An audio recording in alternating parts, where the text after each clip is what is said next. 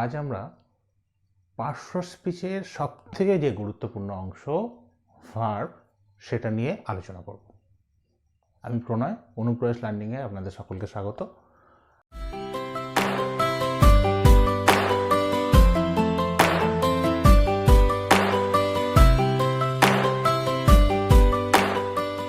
আজকে আমরা মূলত যেটা নিয়ে আলোচনা করব বা একটা আইডিয়া শেয়ার করার চেষ্টা করব সেটা হলো ভার্ব। এই ভার্ব সম্পর্কে আমরা কেন জানবো না, আমাদের একটু অসুবিধা। আমরা যখন কোনো সেন্টেন্স পড়ি আমরা দেখেছি,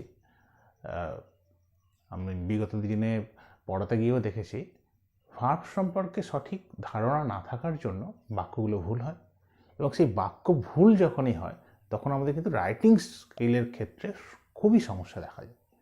সেই জন্য আজকে এই ছোট্ট ভিডিওর মধ্যে দিয়ে ভার্ব সম্পর্কে একটা বেসিক আইডিয়া আমি দেওয়ার চেষ্টা করব। তো চলুন দেখা যাক বোর্ডে কী লেখা আছে। এখানে যেটা আছে সেটা হলো ভার্ব।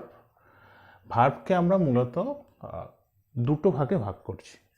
একটা হলো হেল্পিং ভার্ব, যেটাকে আমরা অক্সিলারি ভার্বও বলে থাকি। দ্বিতীয় যেটা সেটা হলো মেন ভার্ব বা প্রিন্সিপাল ভার্ব। তো এই যে মেন যে দুটো ভার্ব, সেই ভার্বকে আমরা কিন্তু ভার্বকে আরও অনেক রকমভাবে ভাগ করতে পারি, কিন্তু আজকে আমাদের যে মূলত আলোচনা সেটা হলো এই হেল্পিং ভার্ব এবং মেন ভার্ব নিয়ে, যেটাকে প্রিন্সিপাল ভার্বও বলা হয়।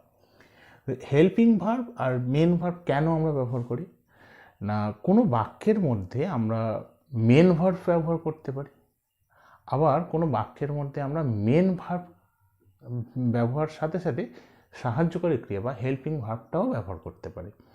এবং কোনো বাক্যের মধ্যে যখন কোনো মেন ভার্বের সাথে যখন কোনো সাহায্যকারী ক্রিয়া বা হেল্পিং ভার্ব আমরা ব্যবহার করছি, মূলত তার টেন্স, মুড, ভয়েস ইত্যাদি ক্ষেত্রে কিন্তু এর প্রয়োগ রয়েছে। প্রথমে আসছি হেল্পিং ভার্ব। হেল্পিং ভার্বকে আমরা মূলত তিনটে ভাগে ভাগ করতে পারি: প্রাইমারি ভার্ব, সেমি মডেলস আর মডেলস। এই পার্টটা প্রথমে আসি। এখানে যেটা বলেছি হেল্পিং ভার্ব, হেল্পিং ভার্বে আমরা প্রথমে কী পেয়েছি? Primary verb. প্রাইমারি অক্সিলারি ভার্বের উদাহরণ আমরা কি দেখে নেব? Do, does, did, am, is, are এরকম রয়েছে। বা আমি যদি লিখেও থাকি হ্যাভ, হ্যাজ, হ্যাভ, এগুলো প্রাইমারি অক্সিলারির মধ্যে পড়ছে। আমরা এই প্রাইমারি অক্সিলারি দিয়েও কিন্তু কখনো কখনো মেন ভার্ব আমরা ব্যবহার করতে পারি। সেটা নিয়ে পরে কোনো একটা ভিডিওতে আলোচনা করা যাবে যে অক্সিলারি ভার্বগুলো দিয়েও কীভাবে মেন ভার্ব তৈরি করা যায়। আজকে মূলত কি প্রাইমারি অক্সিলারি ভার্বের মধ্যে কিন্তু আমরা এইগুলো পাচ্ছি। দ্বিতীয় আসছে সেমি মডেল। সেমি মডেলসের ক্ষেত্রে আমরা ব্যবহার করতে পারি dare to, need to, use to ইত্যাদি। এগুলোকে কেন সেমি মডেলস বলা হয় না, আমরা এই ভার্বগুলোর ক্ষেত্রে দেখব যে কখনো কখনো মডেলস হচ্ছে, আবার কখনো কখনো সেগুলো কিন্তু মেন ভার্ব হিসেবেও কাজ করছে। ও সেই জন্য এই ধরনের যে ভার্বগুলো রয়েছে সেগুলোকে আমরা সেমি মডেলস বলছি। আর মডেলসের ক্ষেত্রে আমরা কি ব্যবহার করব? Shall, should, will, would, may, might, can, could ইত্যাদি। এইরকম যে ভার্বগুলো রয়েছে এগুলোকে আমরা মডেলস হিসাবে ধরতে পারি। তারপরে যেটা আসছে সেটা হলো মেন ভার্ব বা যেটাকে আমরা প্রিন্সিপাল ভার্ব বলে থাকি। তার তিনটে ভাগ রয়েছে: transitive, intransitive, linking verb. Transitive verb কি?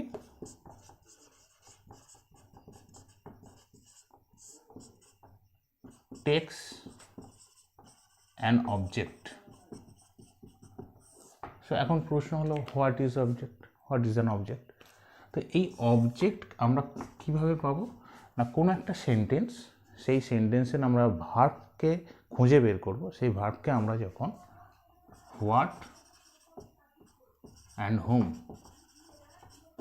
এগুলো দিয়ে প্রশ্ন করব, হোয়াট কি, হুম কাকে, এগুলো দিয়ে আমরা যখন প্রশ্ন করব, যদি অ্যান্সার পাই তখন কিন্তু সেটা অবজেক্ট হয়ে যায়। আমি যদি বলি Ramu plays football, full stop. এই সেন্টেন্সের মধ্যে এটা ভার্ব, এই ভার্বকে যদি আমরা হোয়াট দিয়ে প্রশ্ন করি এই অ্যান্সারটাই পাবো। রামু কি খেলছে? ফুটবল।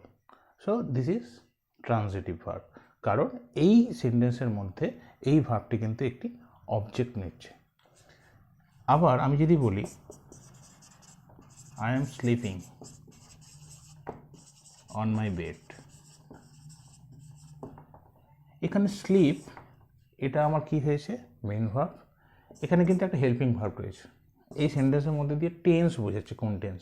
কিন্তু আমরা এখন কি দেখব যে এই ভার্বটা কি ট্রানজিটিভ না ইনট্রানজিটিভ। আমরা যদি স্লিপিংকে প্রশ্ন করি হোয়াট বা হোম দিয়ে, আমরা কিন্তু কোনো অ্যান্সার পাবো না। যেহেতু পাবো না, কোনো অবজেক্ট আসছে না। সো ইনট্রানজিটিভ ভার্বের ক্ষেত্রে কি হবে?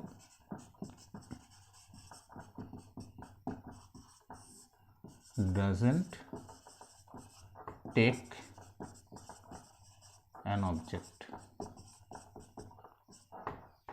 ইন্ট্রানজিটিভ ভার্ব কিন্তু কোনো রকমের কোনো অবজেক্ট নেবে না। লাস্ট যেটা পড়ে রয়েছে সেটা হলো লিঙ্কিং ভার্ব।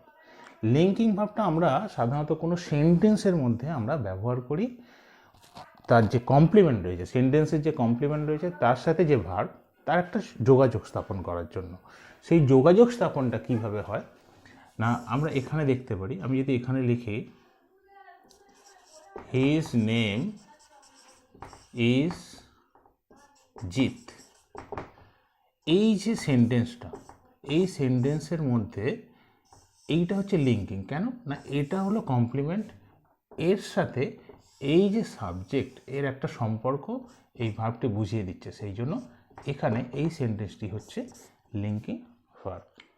তাহলে আমরা আজকে কি দেখলাম? ভার্ব, ভার্বের যে পার্ট, তার মধ্যে হেল্পিং ভার্ব রয়েছে, মেন ভার্ব রয়েছে, প্রিন্সিপাল ভার্ব রয়েছে, এবং সেই ভার্বগুলোর আবার যে সাব ডিভিশনগুলো রয়েছে, primary, auxiliary, semi modals, modals, transitive verb, যেটা মেন ভার্বের ভাগগুলো রয়েছে, এগুলো সম্পর্কে আমরা কিন্তু একটা সাধারণ একটা ধারণা পাওয়ার চেষ্টা করলাম, এবং এর মধ্যে থেকে আমরা উদাহরণ দিয়ে দেখে নিলাম। এইগুলো এবার কিভাবে বাক্যের মধ্যে প্রয়োগ হয় সেইগুলো নিয়ে খুব শীঘ্রই আমরা ভিডিওতে আসবো।